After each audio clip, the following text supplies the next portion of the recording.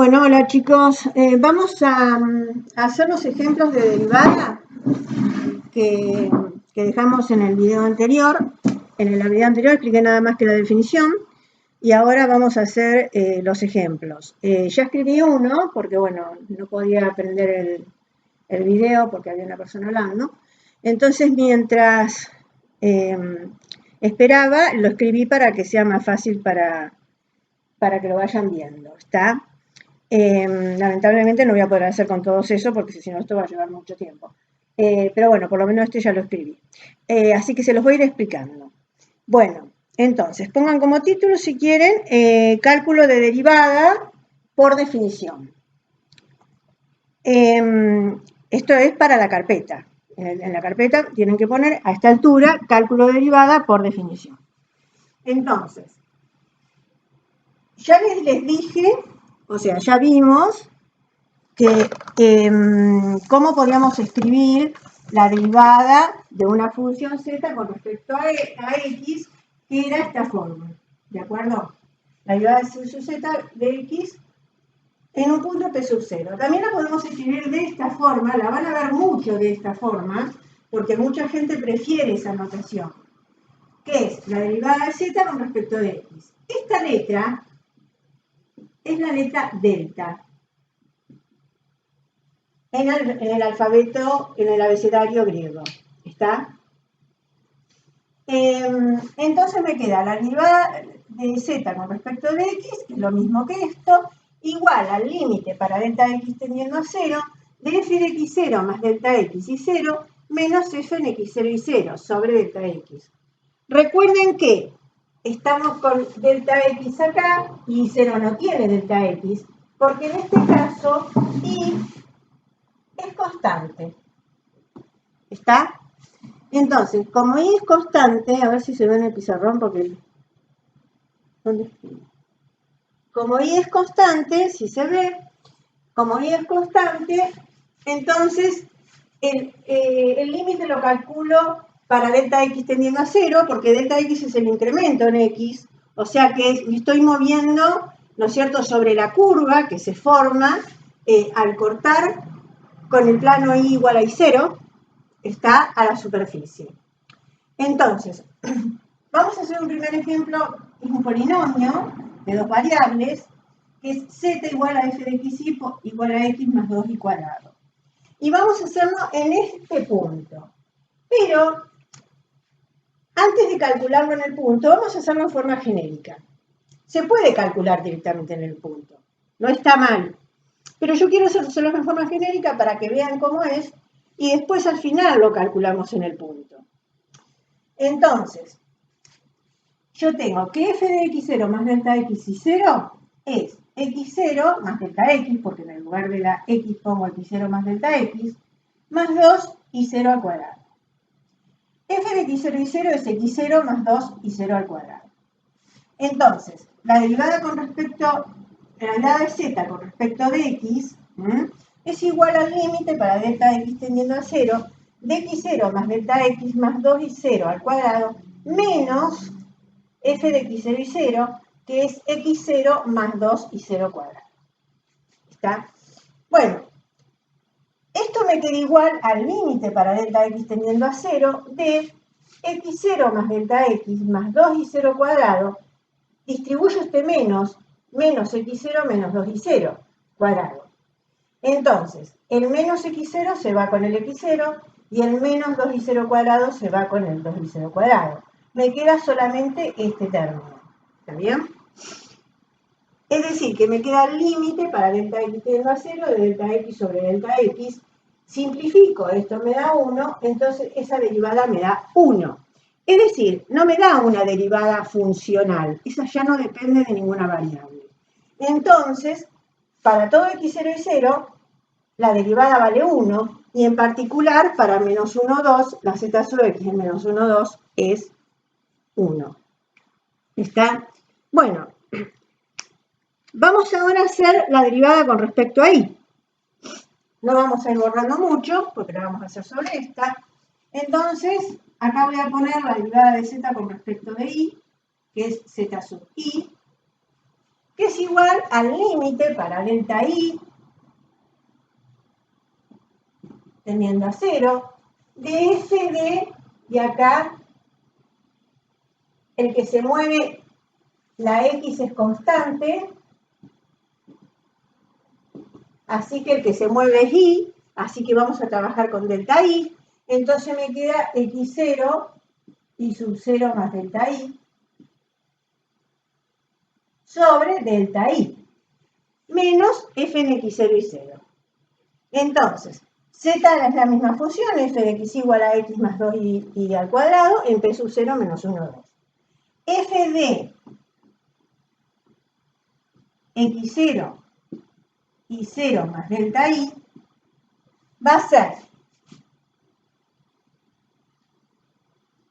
x0 más 2 y 0 más delta i al cuadrado. ¿Está? ¿Se entiende? Bueno, y f de x0, 0 va a ser x0 más 2 y 0 cuadrado. Entonces, la derivada de z con respecto a de x, que es igual a z sub x, acá podemos o no poner en el punto. Perdón, la derivada de z con respecto a de y, estamos haciendo ahora, es igual a z sub i, que podemos o no, como querramos poner así en el punto, es igual a el límite para delta i tendiendo a 0 de, y acá hay que borrar, ¿no?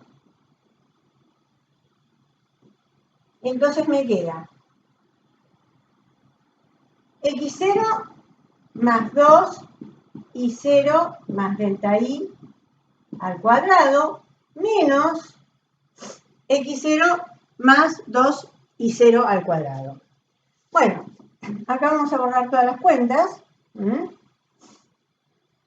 Y me queda el límite para delta i tendiendo a 0 de x0 más 2. Este es el cuadrado del binomio. Entonces, el cuadrado del binomio me queda i al cuadrado, y 0 al cuadrado, más 2 y 0, que es el doble producto, así que con este 2 me queda 4. O sea, me queda el cuadrado del primero más el doble producto del primero con el segundo. Con este 2 me queda 4. O sea, por delta i, más el cuadrado del segundo. Con este 2 me queda 2 delta i al cuadrado. ¿Está? Menos x0 menos 2 y sub 0 al cuadrado. Sobre delta i. Bueno, a ver, ¿qué podemos hacer acá? De nuevo, este x0 se va con este x0. 2 y 0 cuadrado se va con el 2 y 0 cuadrado. Y me queda el límite para delta i tendiendo a 0 de 4 y sub 0 por delta i más 2 delta i al cuadrado sobre delta i. O sea, me quedan solamente dos términos de todos los que tenía arriba, ¿no es cierto? Estos dos términos. Y que en los dos términos hay un factor común, que es delta i. Acá lo tengo elevado al cuadrado, pero esto es delta i por delta i. Entonces, tengo delta i, factor común en los dos términos. Entonces me queda el límite para delta i tendiendo a 0 de, saco factor común delta i, y me queda 4 y sub 0 más 2 delta i más 2 delta i, porque es delta i al cuadrado y estoy sacando uno solo, sobre delta i. Este se va con este, y delta i tiende a 0, así que este tiende a 0. Entonces esto me queda 4i sub 0.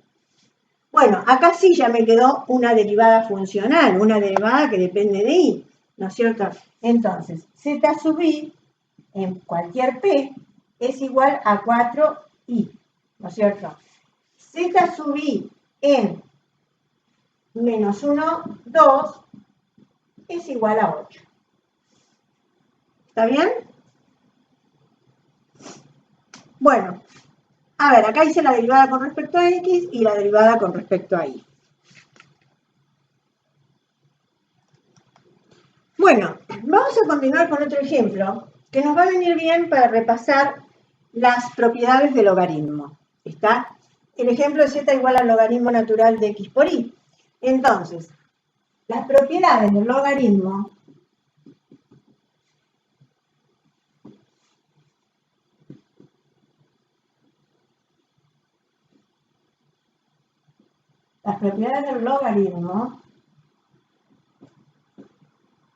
que esto lo tienen que agregar al famoso machete que les vengo diciendo, donde tienen que tener las identidades trigonométricas, la tabla de los ángulos, todos los teoremas que estamos usando de análisis 1, o sea, de funciones en una variable.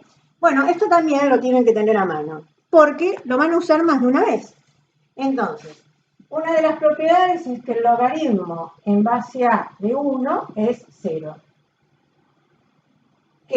Otra propiedad es que el logaritmo en base a de a es 1. Después tenemos que el logaritmo en base a del producto, de un producto, es igual a la suma de los logaritmos. Logaritmo en base a de x más logaritmo en base a de x. Otra propiedad importante es que el logaritmo en base a de un cociente es la diferencia de los logaritmos. Logaritmo en base a de x menos logaritmo en base a de y. Otra es que el logaritmo de una potencia es la potencia por el logaritmo de la base. Es decir, el logaritmo de la base de la potencia, ¿no? En base a de x a la r es igual a r por el logaritmo en base a de x. ¿Está? Y otra, que no viene a ser una propiedad estándar de logaritmo, pero yo la pongo porque es muy práctica, porque, a ver, nosotros en la calculadora tenemos nada más que logaritmo decimal y logaritmo en base e. Entonces, cuando tenemos un logaritmo, por ejemplo, en base 5, no podemos calcularlo con la calculadora. Entonces, nos conviene hacer cambio de base. Entonces, cambio de base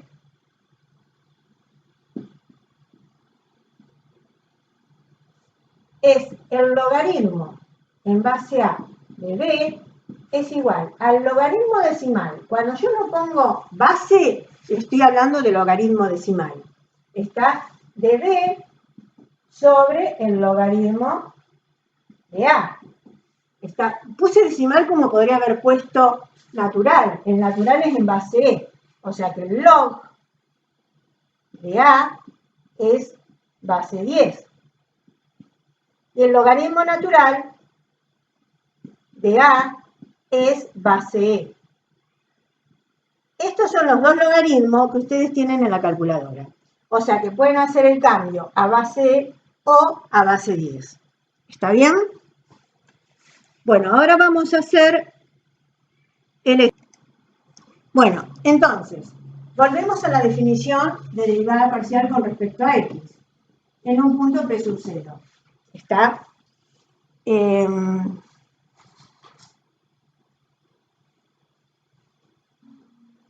Acá vamos a dejar genérico, un punto p sub 0 cualquiera, no vamos a poner un punto fijo.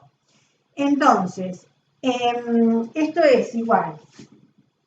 Bueno, primero tenemos que tener en cuenta, antes de poner esto, que el dominio del logaritmo de x por y es igual al conjunto de todos los xy pertenecientes a R2, tal que x por y tiene que ser mayor estrictamente que 0.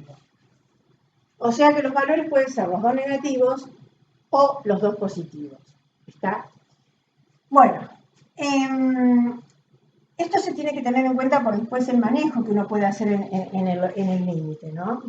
Entonces, para calcular z sub x en un punto genérico es, como dijimos, el límite para delta x tendiendo a 0 de f de x0 más delta x y 0 menos f en x0 y 0 sobre delta x. Y esto escríbanlo tantas veces como sea necesario hasta que les quede. ¿Está? Entonces, calculamos f de x0 más delta x y 0. Y esto que me queda igual al logaritmo natural de x0 más delta x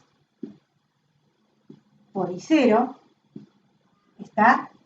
Y f de x0 y 0 es igual al logaritmo natural de x0 por y0.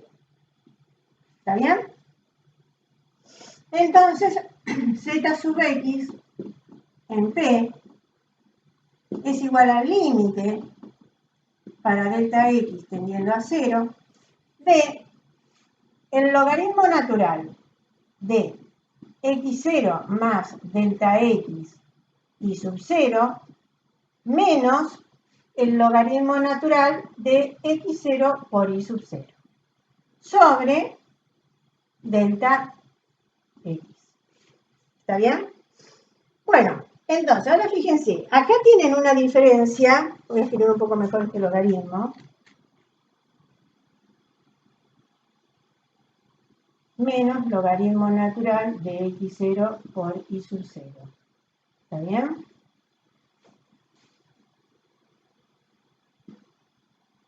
Entonces, acá tienen una diferencia de logaritmos. Fíjense que la propiedad 4 dice que la diferencia de logaritmos es el cociente de los argumentos, el logaritmo del cociente de los argumentos. Entonces, esto me queda igual al límite para delta x tendiendo a 0 de el logaritmo natural de este y0 lo puedo distribuir. Entonces me queda x0 por y0 más delta x por y0 sobre x0 por y0 sobre delta x. Está esto por propiedad 4.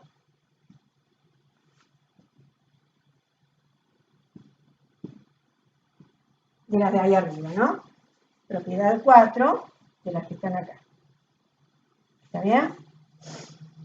Bueno, entonces, esto lo puedo escribir como límite para delta x tendiendo a 0 de 1 sobre delta x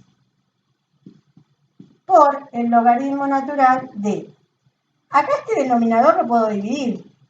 Entonces me va a quedar x0 sobre x0 por y0 sobre x0 por y0 me va a quedar 1. Más delta x por y0 sobre x0 por y0. Y acá se va a ir el y0. ¿Está?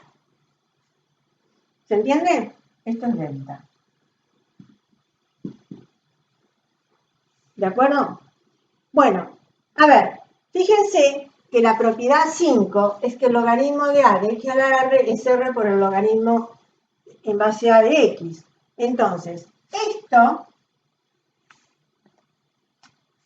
está multiplicando al logaritmo natural, o sea que puedo aplicar la propiedad 5. ¿Está? Entonces, por propiedad 5, me queda igual al límite para delta x tendiendo a 0 del logaritmo natural de 1 más delta x sobre x0 a la 1 sobre delta x. ¿Está? Bueno, acá queda calculado el límite de delta x del logaritmo natural de esto. Ahora vamos a ver cómo se calcula esto. Para eso voy a borrar aquello. Tenemos que calcular el límite para delta x tendiendo a 0 del logaritmo natural de 1 más delta x sobre x a la 1 sobre delta x. Por este teorema, si f de x es continua, Entonces el límite para x teniendo x0 de f de x es igual a f del límite de x teniendo x0 de x. Es decir, que puedo cambiar la función y el límite. Puedo calcular primero el límite y a eso calcular la función. Como el logaritmo es una función continua, o sea, esta es continua,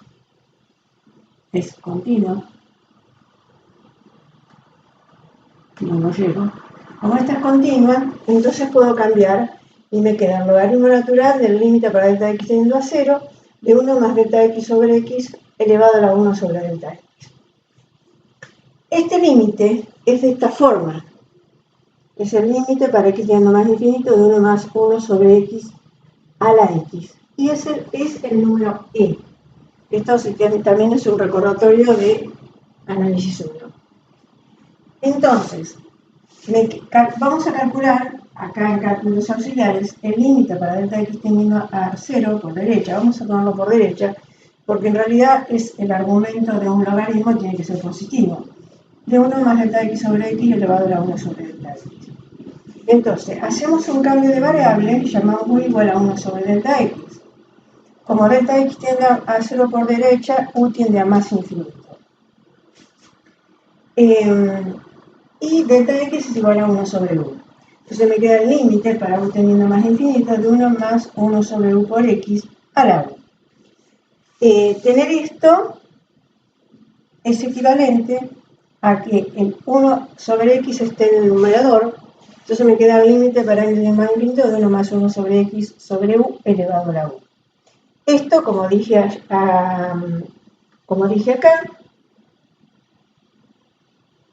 es este límite es el número e, y es e elevado a la 1 sobre x, ¿está? Entonces, volviendo acá a 1, tenemos que el logaritmo natural de e a la 1 sobre x es igual a 1 sobre x. ¿Y esto por qué? Porque si yo tengo dos funciones y una es inversa de la otra, su composición me da la identidad. Es decir, si yo tengo f de x igual al logaritmo natural de x y g de x es igual a e a la x, esta es inversa de esta. Entonces, si yo hago g compuesto con f en x, esto es igual a f de g de x, y esto es igual a f de e a la x, y esto es igual al logaritmo natural de e a la x. El logaritmo natural es la inversa de e, entonces esto me queda x. ¿Está?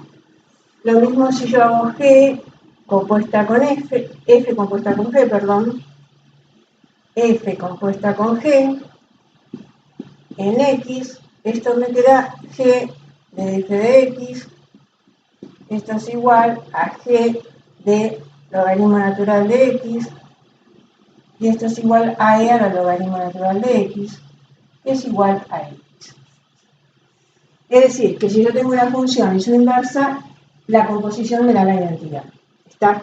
Lo mismo, entonces, es lo que está pasando acá. Yo tengo el logaritmo natural de e a la 1 sobre x, me da 1 sobre x. ¿Se entiende? Bueno, desde ya no podría faltar, vamos a dar otro ejemplo que es trigonométrico. No podría faltar una función trigonométrica. Bueno, antes de hacer la trigonométrica, quedamos entonces que z era igual al logaritmo natural de x por y. Entonces, creo que z0x es igual a 1 sobre x. ¿Está? Bueno,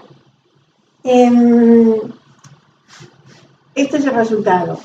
Z sub i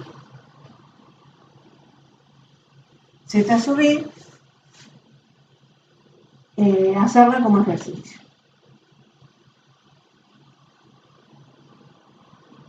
¿Está? Y háganla porque les va a servir para entender, para ver si entendieron lo anterior.